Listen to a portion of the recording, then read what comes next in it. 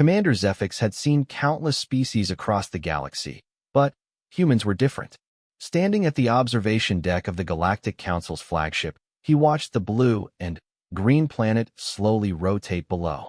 Earth looked peaceful from space, almost innocent.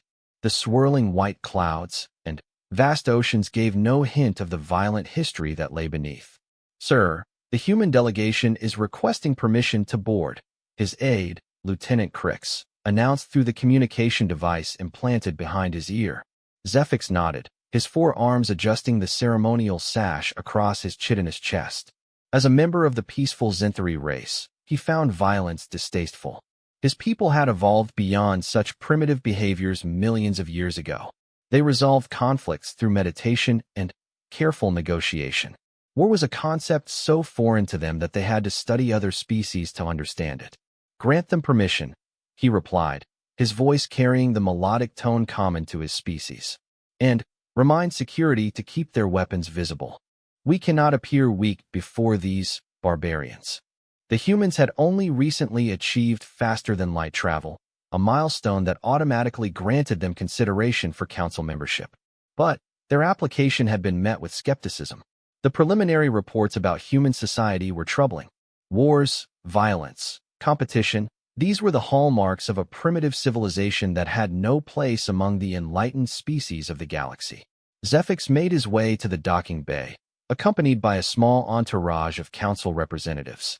The Velcorians, tall and graceful with their translucent skin, whispered among themselves in their musical language. The Thornak delegation, massive beings of crystalline structure, remained silent as always, communicating only through the vibrations they sent through the floor. The airlock hissed open, and the human delegation stepped through. Zephyx was surprised by their appearance. The reports had described them as bipedal mammals, but seeing them in person was different. They were smaller than he had expected, standing roughly 2/3 his height. Their skin was a warm peachy color, and they had hair growing from the tops of their heads. What struck him most were their eyes, small compared to his own large black orbs, but they held an intensity that was unsettling. The lead human stepped forward. She was a middle-aged female with graying hair pulled back in a simple style. Her clothing was plain but well-made, and she carried herself with confidence despite being surrounded by beings much larger and more technologically advanced than herself. "I am Admiral Sarah Chun, representing the United Earth Government," she said in heavily accented galactic standard. Her voice was strong and clear. "We are honored to address the council." Zephyx found himself studying her face.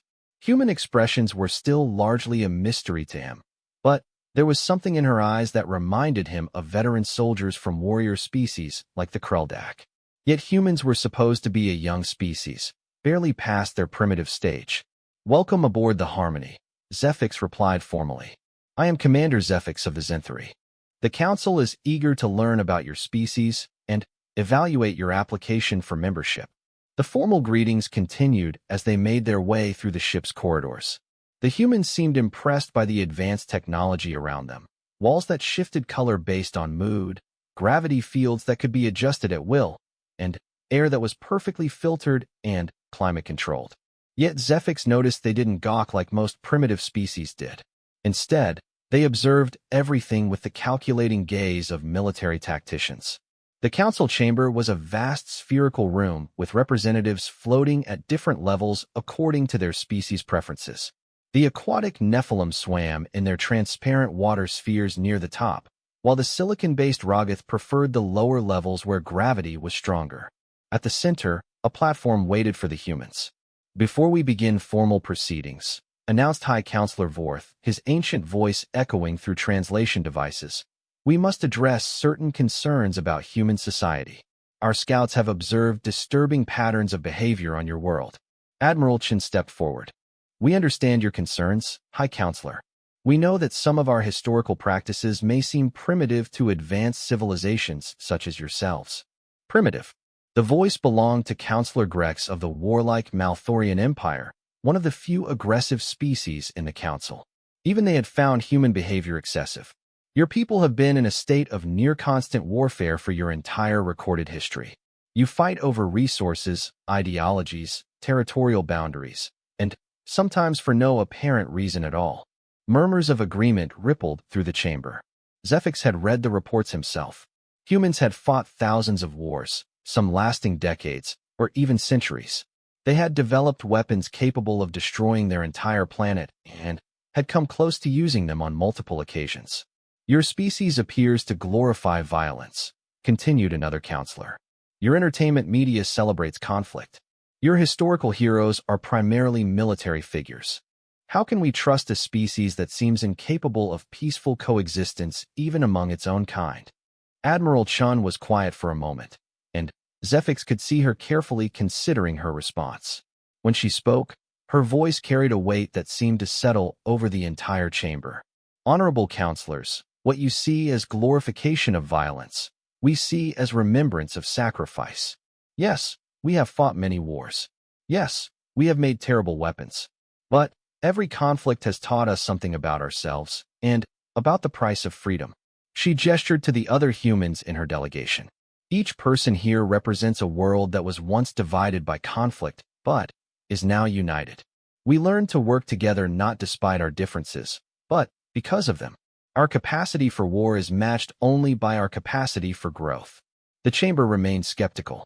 Zephyx could sense the collective doubt of hundreds of species, all of whom had evolved past the need for large-scale violence. What could this young, aggressive species possibly offer to a galaxy that had achieved peace? Perhaps, suggested High Counselor Vorth, it would be beneficial for you to witness something that might provide context for our concerns. The chamber's central display activated, showing footage from across the galaxy. Images of prosperous worlds, peaceful negotiations, scientific achievements, and artistic marvels flashed by. This was the civilization humans wanted to join, one built on cooperation and mutual understanding. Then, the display shifted to show something else entirely. The images were from the Outer Rim, where the galaxy's frontier colonies struggled against the harsh realities of space. Here, the Council's reach was limited, and dangerous elements flourished. Pirate fleets, rogue artificial intelligences, and worse things that lurked in the dark between stars.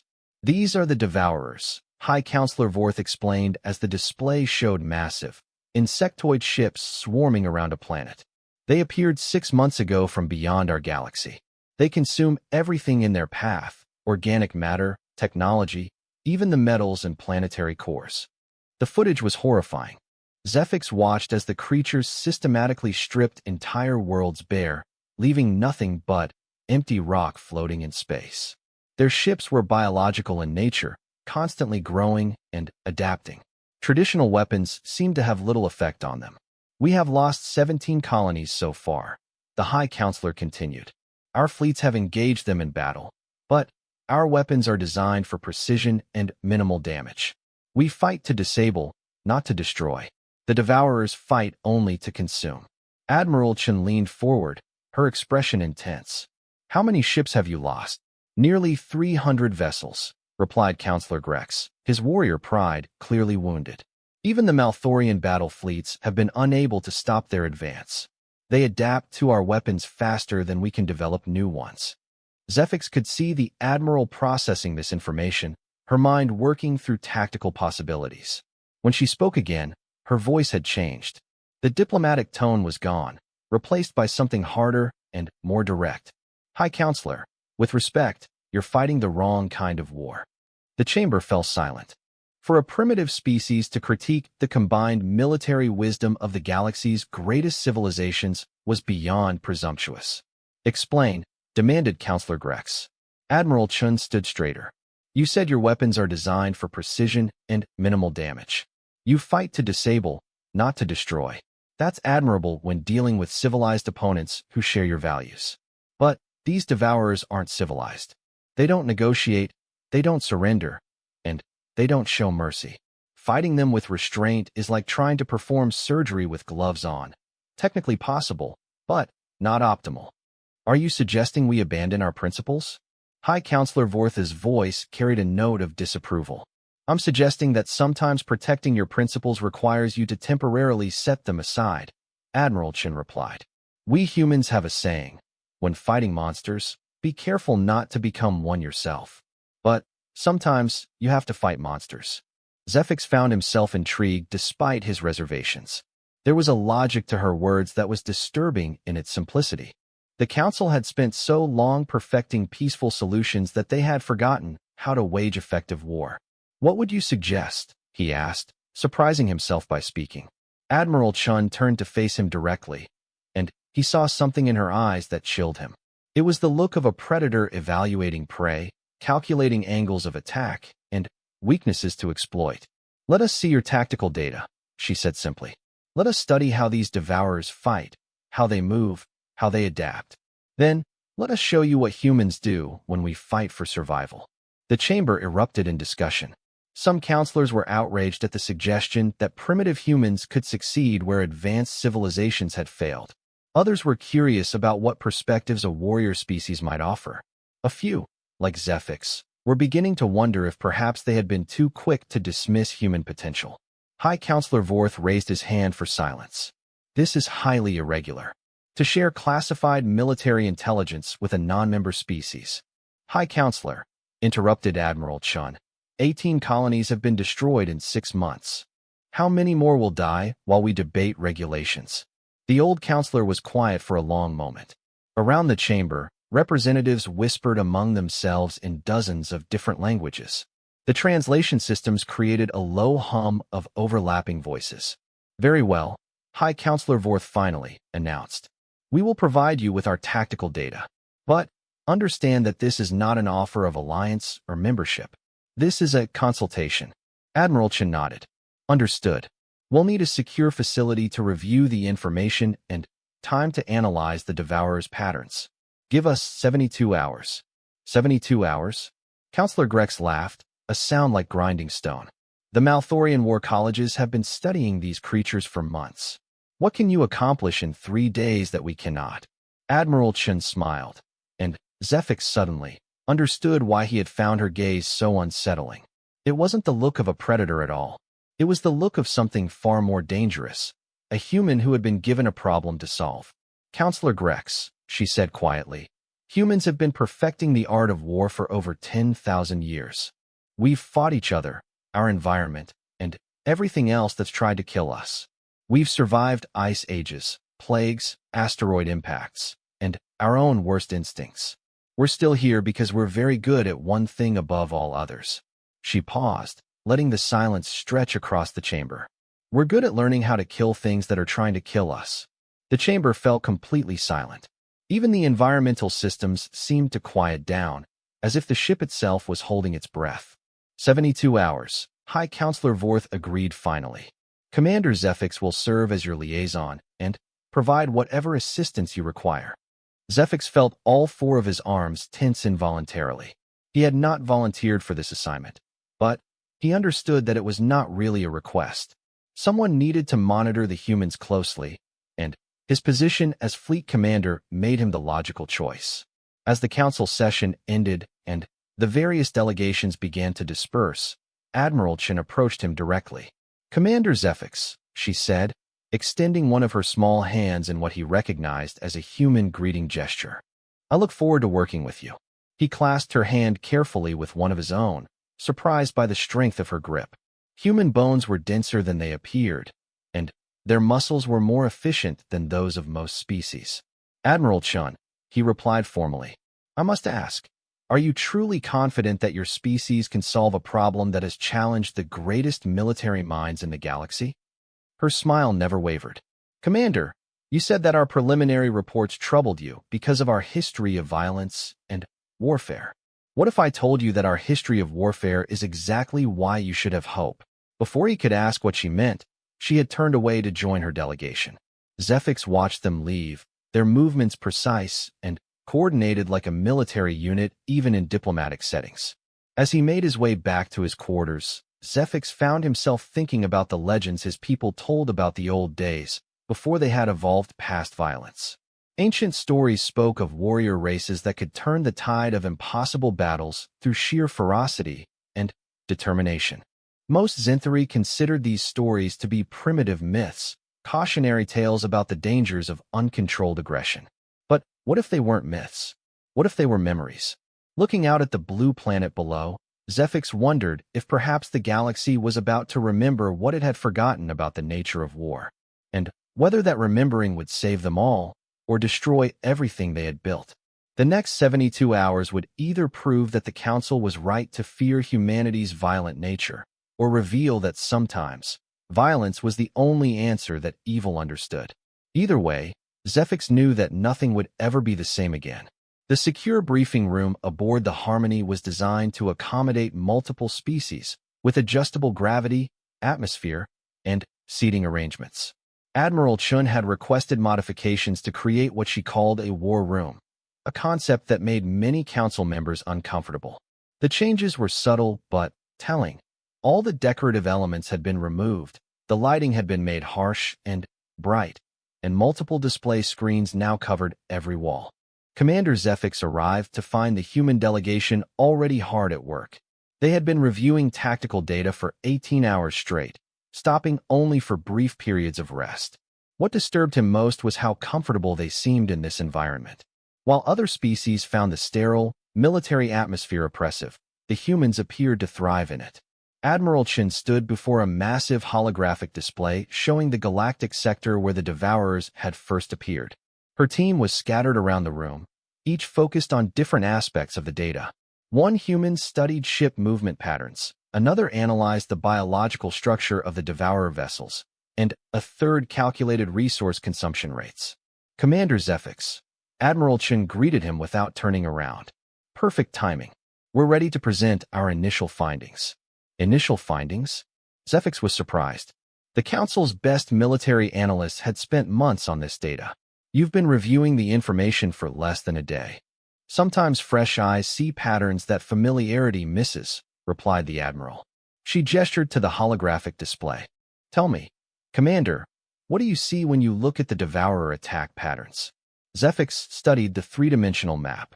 Red markers indicated destroyed colonies, while blue lines showed the paths of Devourer fleets. I see systematic expansion. They consume resources from one system, then move to the next closest target. It's logical and efficient. That's what everyone sees, said one of the other humans, a younger man with sharp eyes and calloused hands. Admiral Chun introduced him as Colonel Marcus Rivera, their tactical specialist. But you're looking at it like a civilized being. Look at it like a predator. The display shifted, and additional information appeared. Rivera highlighted specific attack vectors and timing patterns that had previously been overlooked. The Devourers aren't just expanding randomly, Rivera explained. They're testing. Each attack teaches them something new about our capabilities. They probe our defenses, study our response times, and adapt their tactics accordingly. This isn't mindless consumption, it's intelligence gathering. Zephyx felt his chitin bristle with unease. You're suggesting they're planning something larger? We're certain of it, Admiral Chun replied grimly. The 17 colonies they've destroyed weren't chosen for their resources alone. Look at the positions. The holographic map zoomed out to show the broader galactic structure. The destroyed colonies formed a rough semicircle around one of the galaxy's most important sectors, the core worlds, where the Council headquarters and the most advanced civilizations were located. They're not just feeding, Admiral Chin continued. They're positioning themselves for a major offensive. Based on their current consumption rate and expansion pattern, we estimate they'll be ready to move on the core worlds within 6 months. The revelation hit Zephyx like a physical blow. 6 months. The Council had been thinking in terms of a gradual threat that could be contained over years or decades. But if the humans were correct, the entire galactic civilization could fall before the next seasonal cycle. How can you be certain? He asked. Colonel Rivera manipulated the display to show detailed analysis of Devourer ship movements. Because we've seen this before. Not exactly this, but similar patterns. Throughout human history, we've faced enemies who used these same basic strategies. Probe the defenses, identify weaknesses, then strike at the heart. The Mongols under Genghis Khan added another human, Dr. Sarah Kim, their xenobiologist. The blitzkrieg tactics of World War II. Even certain animal predators use similar hunting patterns. It's an effective strategy because it works. Zephyx found their casual reference to human historical conflicts unsettling. These were not ancient myths to them, but practical case studies. How many wars had this species fought that they could draw parallels so easily? Assuming your analysis is correct, he said carefully, what do you propose we do about it? Admiral Chen exchanged glances with her team members. There was something in their expressions that Zephyx couldn't quite read, a mixture of determination and reluctance. That depends, she said finally, on how far the Council is willing to go to survive. Before Zephyx could respond, an alarm began sounding throughout the ship. Emergency lights bathed the room in red, and his communication implant activated with an urgent message from the bridge. Commander Zephyx to the bridge immediately, came the voice of his aide. We have a priority transmission from the frontier. They rushed to the bridge, where the main screen showed a haggard-looking Malthorian officer broadcasting from what appeared to be a heavily damaged ship. This is Battle Commander Thek of the Malthorian 4th Fleet, the officer reported, his usually proud bearing broken by exhaustion and fear. Colony World Nexar 7 is under attack. The Devourers, they're different this time. Their ships are larger, their weapons more powerful. We've lost half our fleet in the first hour. The transmission flickered as explosions lit up the background behind the commander. Through the static, they could see massive organic shapes moving past the viewport, Devourer vessels unlike anything in the previous reports. Request immediate reinforcements, Commander Thek continued. We cannot hold them much longer. They're not just consuming the colony, they're harvesting the population, taking them alive. The transmission cut to static. The bridge fell silent except for the hum of the ship's systems. Zephyx could feel the weight of hundreds of species watching through their various representatives, all coming to the same terrible realization. How long until the nearest fleet can reach Nexar 7? He asked his navigation officer. 18 hours at maximum speed, sir, came the reply. The colony will be gone in 3, Admiral Chun said quietly from behind him. Zephyx turned to find the entire human delegation on the bridge. They must have followed him up from the briefing room, though he hadn't noticed them in the rush of emergency protocols. Admiral, I don't think, he began. Commander, she interrupted, her voice carrying a new edge of authority. How many ships do you have in this sector that could reach Nexar 7 in time to make a difference? Zephyx checked his tactical displays. 7 ships, including the Harmony. But they're exploration and diplomatic vessels, not warships. We're not equipped for combat against these creatures. What about weapons? Standard defensive arrays, designed for deterrence and precise targeting. As I explained before, our weapons are not built for killing, Admiral Chen finished. Yes, I remember. But they could be modified, couldn't they? The question hung in the air like a challenge. Zephyx realized that he was faced with a choice that would define not just his own future, but potentially the fate of galactic civilization. Theoretically, yes, he admitted. But such modifications would violate numerous council regulations regarding weapons development and deployment. The political ramifications alone. Commander, Admiral Chen stepped closer, and her voice dropped to barely above a whisper. In 3 hours, 30 million sentient beings are going to die unless someone intervenes. Those political ramifications won't matter much to them. Zephyx looked around the bridge at his crew. They were all peaceful beings, scientists, and explorers who had never fired a shot in anger. The idea of asking them to become warriors went against everything their civilization stood for. But the alternative was to do nothing while millions died. What would you need? He asked quietly. Admiral Chen's expression didn't change, but he sensed a shift in her posture that suggested she had been waiting for this moment. Full access to your weapons systems and engineering departments, she said. 20 minutes to brief your crew on combat basics, and a communication channel to coordinate with the other ships in your sector. 20 minutes to train my people for war. Commander, your people are highly intelligent and well-trained professionals. They understand complex systems and can adapt quickly to new situations. We're not trying to turn them into career soldiers. We just need them to understand enough to follow orders and operate modified equipment. Colonel Rivera stepped forward. Sir, if I may, your crew has one advantage that most warriors never get. They're not afraid of learning new things. Fear makes people stupid in combat. Your people's natural curiosity and analytical thinking will actually serve them well. Dr. Kim added. Plus, your species' forearm configuration and Enhanced reflexes make you naturally suited for multitask operations. With the right modifications to your interface systems, you could actually be more effective than human crews in certain tactical situations. Zephyx felt the weight of decision pressing down on him. Everything about this went against his nature, his training, and his people's most fundamental beliefs. But the memory of Commander Thek's desperate transmission echoed in his mind. "Very well," he said finally. "But I want it understood that this is a rescue mission, not an act of war." Admiral Chen nodded. "Understood. Rescue mission.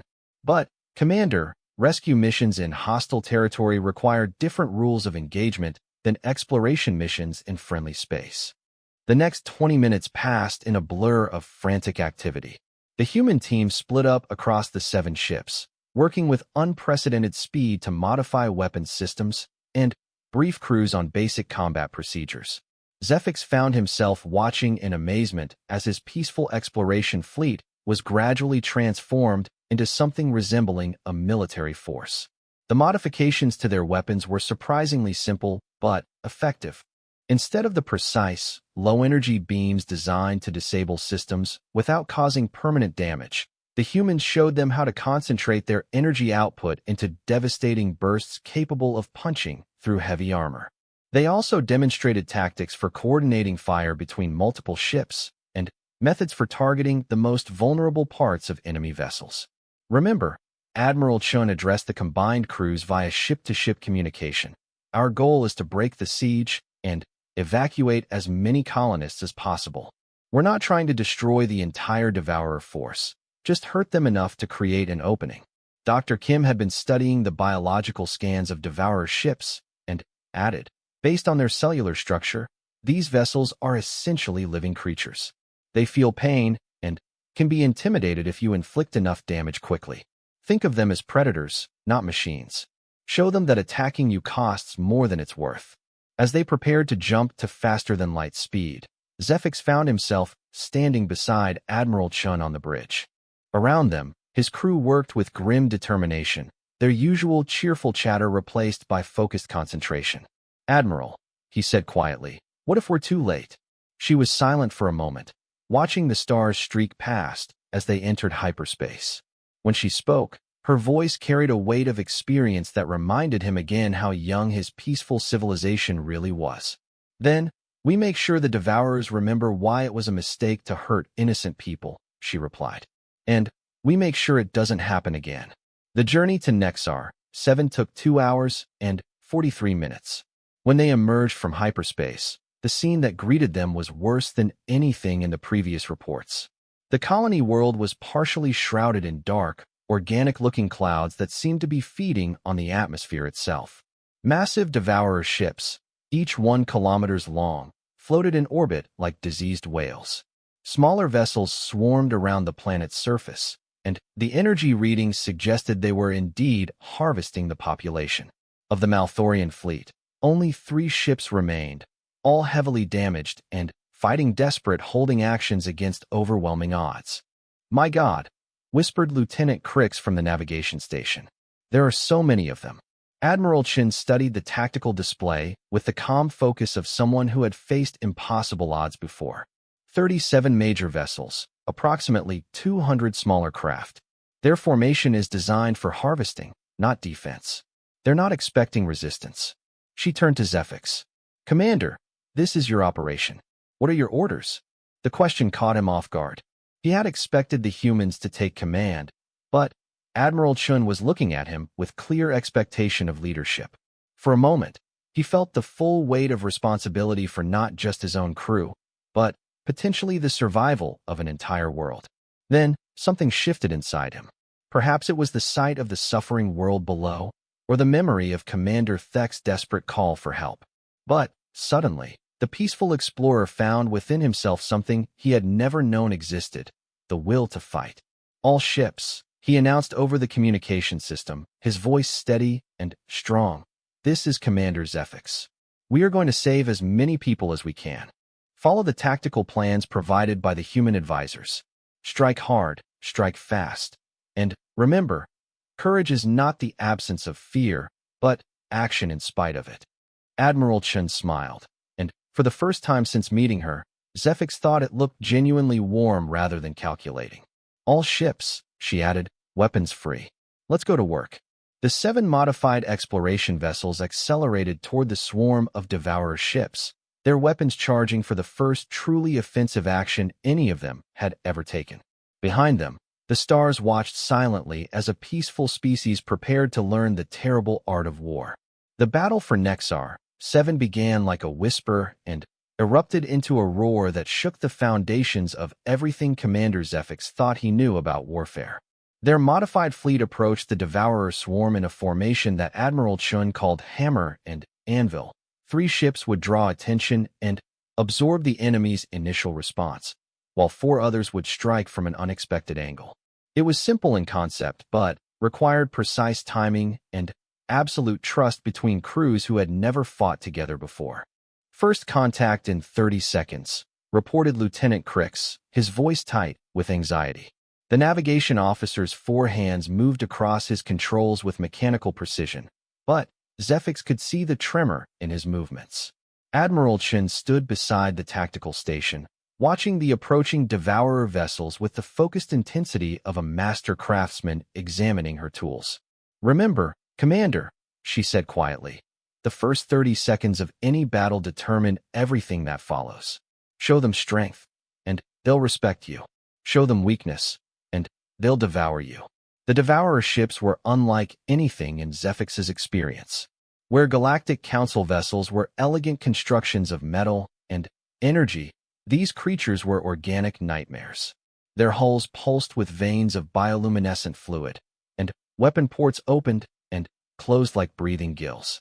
They moved through space with an undulating motion that suggested they were swimming rather than flying.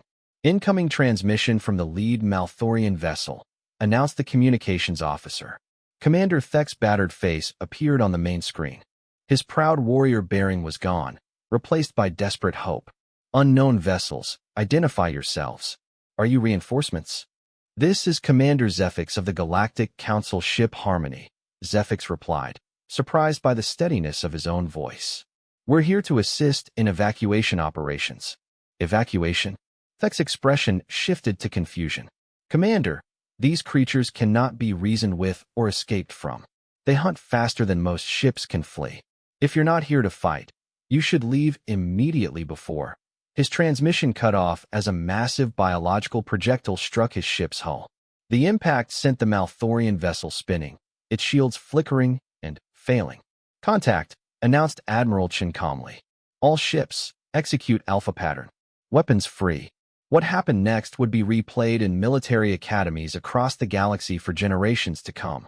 The Harmony and 2 escort ships opened fire simultaneously, their modified weapons striking the nearest Devourer vessel with concentrated beams of energy.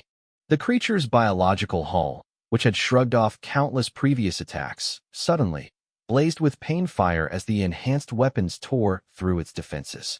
The alien ship let out a sound that somehow carried through the vacuum of space, a psychic scream of shock and agony that made every sentient being in the system flinch with sympathetic pain. The creature writhed in space, its bioluminescent veins flashing in patterns that could only be interpreted as distress. But the real surprise came from the other 4 Council ships. While the Devourers focused their attention on the obvious threat, the flanking vessels struck from the side with surgical precision. Their weapons had been recalibrated not just for power, but for targeting specific biological systems. Dr. Kim's analysis proved invaluable. The Devourer ships were indeed living creatures, with central nervous clusters, circulatory systems, and vulnerable organ analogs. The humans had identified these weak points and taught the Council crews exactly where to aim.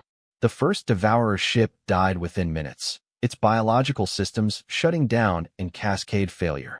The creature's death sent another psychic pulse through the swarm, this one carrying overtones of fear and confusion. "They're not used to prey that fights back," observed Colonel Rivera from his position at the tactical station. "Most of the species they've encountered either fled or fought with weapons that couldn't seriously hurt them. They don't know how to respond to real resistance." The Devourer swarm began to reorganize, their fluid formations shifting from harvesting patterns to something more aggressive. But the delay gave the Council fleet precious seconds to press their advantage. Target the large vessels first, Admiral Chun ordered. The smaller ones are drones. Kill the mothers, and the children become confused. Zephyx found himself caught between fascination and horror as he watched the battle unfold. His peaceful exploration fleet was performing acts of violence that would have been unthinkable just hours ago, but they were doing so with a precision and effectiveness that amazed him. Lieutenant Crix, the same officer who had trembled with fear at the beginning of the engagement, was now coordinating tactical movements with the cold efficiency of a veteran warrior. The communications officer, a gentle being who usually spent her time translating poetry between species, was directing concentrated fire patterns that were systematically dismantling enemy formations. "How are my people adapting so quickly?" Zephyx asked Admiral Chun during a brief lull in the fighting. She didn't take her eyes off the tactical display. "Because they're fighting for something worth protecting. Your crew understands that there are 30 million innocent beings down there who will die if you fail. That kind of motivation can turn anyone into a warrior." The battle continued for 3 hours, and gradually the tide began to turn. The Council fleet, despite being outnumbered more than 5 to 1, was methodically destroying the Devourer forces. The key was their approach. Instead of trying to disable or capture enemy vessels, they fought with the single-minded goal of eliminating the threat as quickly and efficiently as possible. But the Devourers were learning too. As the battle progressed, their tactics began to evolve. They started targeting the Council ships' weapon arrays specifically, and their formations became more defensive. Worst of all, they began to call for reinforcements. "Commander," reported the long-range sensor operator, "I'm detecting multiple FTL signatures approaching from the outer system. Estimate 40 to 50 additional Devourer vessels, arriving in approximately 1 hour." The news hit the bridge like a physical blow. They had managed to reduce the original force to about half strength, but they were running low on energy reserves and had taken significant damage themselves. Fighting 50 fresh enemy ships would be impossible. "Options?" Zephyx asked grimly. Admiral Chin studied the tactical situation for a long moment. "We can't win a prolonged engagement," she said finally. "But we might not need to. The evacuation ships from the planet's surface are almost loaded. If we can hold the line for another 30 minutes and clear a corridor for them to escape." A fighting retreat, Zephyx mused. It was another concept that had no equivalent in peaceful Zenthari strategy. "Not quite," Admiral Chun replied, and there was something in her voice that made him look at her more closely. "I'm thinking more of a strategic withdrawal with extreme prejudice." Colonel Rivera looked up from his analysis station. "The nuclear option?" Admiral Chun nodded slowly. "The nuclear option." Zephyx felt his chitinous plates bristle with unease. "What nuclear option?" Dr. Kim answered, her voice carefully neutral. "Commander, these Devourer ships are biological organisms. They reproduce by consuming resources and converting them into new tissue. But that same biological nature also makes them vulnerable to certain types of environmental hazards." "What kind of environmental hazards?" Admiral Chun turned to face him directly. "Commander, your exploration ships carry geological survey equipment, correct? Including deep core drilling systems and seismic charges for planetary analysis." "Yes, but I don't see how." Zephyx stopped as understanding began to dawn on him. "You want to use mining equipment as weapons?" "Not exactly weapons," Colonel Rivera clarified. "More like biological warfare devices. The seismic charges could be modified to release specific frequency patterns that would disrupt the Devourer's nervous systems. And the drilling systems could be used to deliver the charges directly into their central command vessels." The idea was so audacious that Zephyx found himself speechless. Using civilian equipment to conduct what amounted to a suicide mission against creatures that had terrorized the galaxy's most powerful fleets. "It would work," Dr. Kim added quietly. "Based on their biological structure, the right frequency pattern would cause system-wide neural cascade failure. Not just in the individual ship, but in all nearby vessels. They're psychically linked. Hurt one badly enough, and you hurt them all." "But the delivery system," Zephyx protested. "You'd have to get within close range of their command ship. That would be a suicide mission," Admiral Chen finished. Yes, unless the delivery vessel could survive long enough to escape the blast radius. She looked around the bridge at his crew, who had been listening to the conversation with growing understanding. Zephyx could see the same realization dawning on all their faces. You're talking about ramming one of their command ships, he said slowly. Not ramming, Colonel Rivera corrected. Precision delivery followed by immediate withdrawal. Your ships are faster and more maneuverable than theirs. With the right approach vector and enough covering fire. It's possible, Admiral Chen concluded. Difficult, but possible. Zephyx felt the weight of the decision settling on his shoulders like a physical burden. Around him, his bridge crew waited silently for his orders. These were beings who had never wanted to fight, who had joined the exploration service to seek out new life and expand the boundaries of knowledge. Now he was being asked to order them into a battle that could very well be their last. Commander, Lieutenant Crix spoke up from the navigation station. Sir, I've been monitoring the evacuation ships. They're reporting that the planet's population centers are being systematically harvested. The Devourers aren't just taking resources, they're taking people. Alive. The words hung in the air like a challenge. Zephyx thought about 30 million sentient beings trapped on the planet below, waiting for rescue that might never come. He thought about the peaceful galaxy they had all worked so hard to build, and about the terrible price that peace sometimes demanded. Admiral Chen, he said finally, how long would we need to prepare this delivery system? 20 minutes to modify the equipment and calculate the optimal approach vectors. Another 10 to brief the crews and coordinate the attack. 30 minutes total. Zephyx looked at the tactical display, where the first of the Devourer reinforcements were beginning to appear at the edge of the system. We'll have just enough time before the new arrivals reach us. He took a deep breath and activated the ship-wide communication system. All crew members, this is your commander. In a few minutes, I'm going to ask you to do something that goes against everything we've ever been taught about our role in the galaxy. I'm going to ask you to fight not just for your own lives, but for the lives of 30 million people you've never met and will never know. He paused, looking around the bridge at the faces of his crew. They were afraid. He could see it in their eyes. But beneath the fear was something else. Determination. The same quality he had seen in Admiral Chen's eyes when she first stepped aboard his ship. I won't lie to you, he continued. This is dangerous. Some of us might not survive. But if we don't try, if we let fear stop us from doing what we know is right, then 30 million innocent people will die. And we'll have to live with that knowledge for the rest of our lives. He could see crew members throughout the ship nodding in agreement. They understood. They were afraid, but they understood. So I'm asking for volunteers, Zephyx concluded. Anyone who wants to transfer to the evacuation ships can do so now. No shame, no judgment. This isn't what you signed up for when you joined the exploration service. The communication system remained silent for a long moment. Then, Lieutenant Crix spoke up. Sir, with respect, this is exactly what we signed up for. We swore to seek out new life and protect it wherever we found it. The fact that the new life we found today happens to be in danger doesn't change our oath. A chorus of agreement echoed across the communication system as crew members from every department voiced their commitment to the mission. Zephyx felt something stir in his chest that he had never experienced before.